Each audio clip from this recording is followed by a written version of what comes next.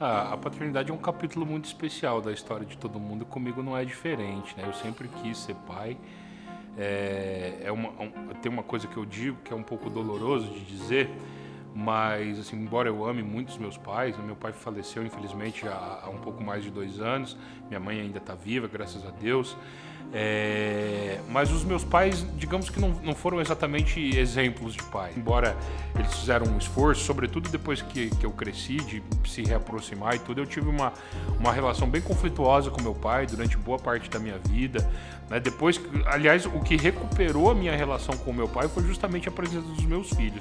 Porque meu pai foi um excelente avô, né? A negligência que ele teve como pai, ele não repetiu como avô. Acho que aprendeu com os erros da vida e ele mesmo reconheceu isso antes de morrer. Então, embora se trate de algo traumático, são feridas bem resolvidas, vamos dizer assim. Graças a Deus, quando ele se foi, a gente já tinha anos de boa relação e tal, então não ficou nenhum problema para trás. Mas de qualquer coisa, isso me desafiava ainda mais, né? Eu sabia que como pai eu não podia errar, né? No momento que nasce a minha primeira filha, a Anitta, eu descobri de fato o amor mais profundo que existe nesse mundo, né?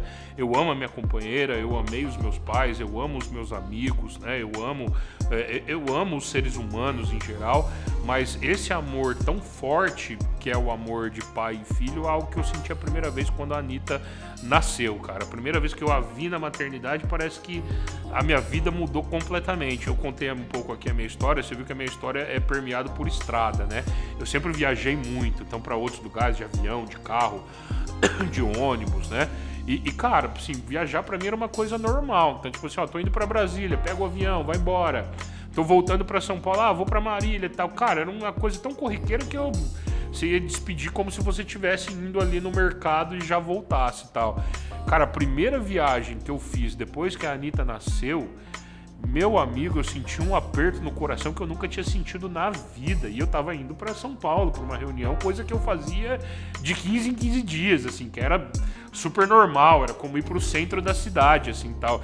Eu falei, cara, eu cheguei a quase desistir da viagem, de falar assim, não vou, não quero ir, quero ficar aqui com ela, se acontece alguma coisa, se esse ônibus bate no caminho e tal, coisa que eu nunca tinha sentido na vida, cara. Então, assim, a gente aprende a ser pai quando a gente né? E eu, como tinha esse desafio e esse medo de não errar, eu sempre fui um pai muito preocupado com isso. E eu fui aprendendo a ser pai, né? Eu tive uma menina, primeiramente, a gente sempre fica imaginando qual que é o melhor momento e tal. Então, quando eu tive a minha filha, foi uma decisão. A gente decidiu interrompemos os métodos, né, contraceptivos e ela engravidou e a gente teve a nossa filha. Aí eu ficava pensando, era o melhor momento. Eu não tinha nem me formado ainda na faculdade, estava cursando a faculdade.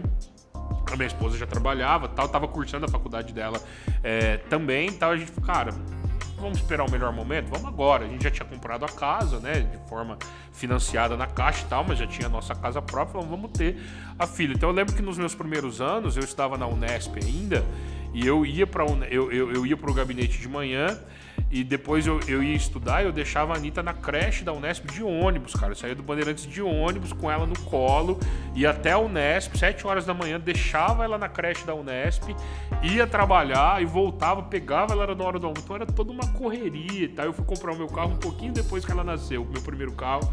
Ela já tinha 2 aninhos quando eu comprei, já estava ingressando ali no seu segundo ano, de 1 ano e alguns meses, na verdade. Então foi muita luta, muito esforço, mas, cara, é um amor tão forte assim que eu fui me tornando um ser humano melhor, sabe? Tudo que eu fiz na vida a partir de então, eu sempre falei, poxa, agora, mais do que fazer simplesmente as coisas, eu preciso me preocupar com os meus filhos, porque eu sou da tese de que o que educa é o exemplo, não é só a palavra, né? Então não adianta você falar algo e fazer diferente, né? Não adianta você viver diferente daquilo que você prega no cotidiano. Então eu passei a procurar ter o máximo de coerência que eu posso ter na vida, porque eu sabia que a partir de então eu era o exemplo para ela, né? E depois, quando ela completa 5 anos, a gente decide então ter o nosso segundo filho, o Miguel, né, que é um menino.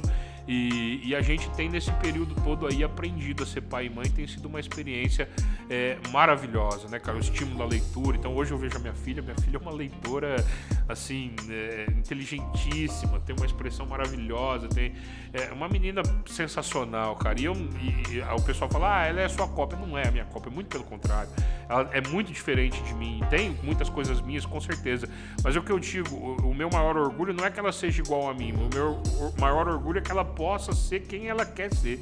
Né? Que ela possa ter as suas próprias preferências, as suas próprias convicções, as suas próprias ideias. Ela e ele também. E é sempre muito conflituoso, né, cara? Porque quando você tem um casal e nesse ambiente que a gente vive, então tem essa coisa do mais novo, aí rola um ciúme entre eles, e tem essa coisa do menino, ele num determinado momento ele ainda não tinha um entendimento antes dos 5 anos, então ele ainda batia nela de vez em quando, e a gente sempre carregou muito nisso, não pode bater, não pode bater, não pode bater. Cara, hoje você vê o meu filho com 9 anos, hoje ele é impressionante a consciência que ele tem sobre o outro, sabe? O jeito que ele olha as meninas, o jeito que ele trata a questão de sexualidade, o jeito que ele trata uma série de questões. A gente não tem segredo com os nossos filhos, a gente fala com eles abertamente sobre tudo, sobre droga, sobre sexo, sobre tudo que eles precisam saber. Claro que dosando a forma como nós vamos abordar por conta da idade deles, mas eles são crianças muito autônomas, assim, que estão crescendo e estão buscando as suas próprias convicções e as suas próprias afirmações,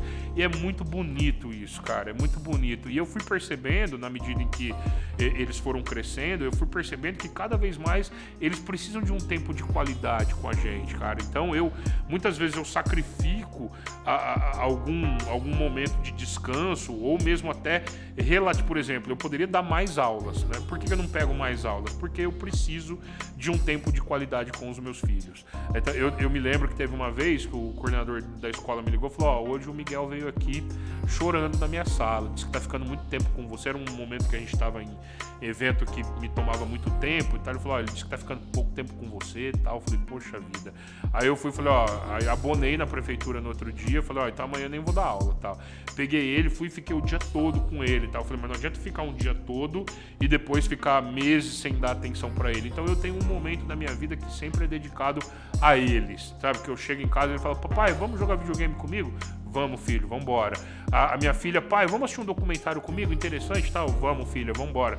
Sempre valorizando o que eles querem, sabe? Dando valor nas convicções e naquilo que eles gostam. Então, graças a Deus, cara, felizmente, eu consigo ter um tempo de qualidade com os meus filhos e isso me realiza demais, né? Ver que eles estão crescendo, crianças conscientes, né, inteligentes, com um olhar sensível, generoso para o mundo. Isso talvez seja o que eu fiz de melhor na vida, né? Então eu, graças a Deus, e eu acho que eles poderiam dizer melhor do que eu, eles são muito tímidos e tal, até estamos pensando ver se a gente vai gravar aí um vídeo com a família, mas eles são crianças extraordinárias, assim, eu tenho muito orgulho mesmo, assim, ser pai é uma coisa que me realiza, que me completa e que eu gosto demais, assim, eu gosto muito dos meus filhos e passar um tempo com eles é sempre muito bom. E junto com a minha companheira, né, que é uma mulher extraordinária, né? Eu não teria aqui êxito em metade dessa trajetória que eu contei aqui se não fosse ao lado dela, né? Uma mulher guerreira, trabalhadora, né? Uma pessoa sempre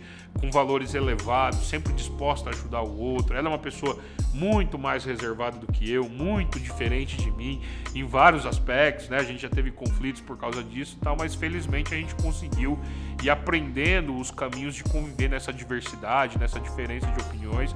E hoje eu te digo, e é por isso que eu tô almejando aí outros passos, porque hoje eu posso lhe dizer que eu tenho uma família estruturada, uma família feliz, embora ninguém é feliz 24 horas por dia, temos problemas, temos conflitos como todas as famílias, mas felizmente nós vivemos num ambiente saudável, num ambiente feliz, propício para que duas crianças possam se desenvolver e podem ter o melhor que a vida pode oferecer, felizmente.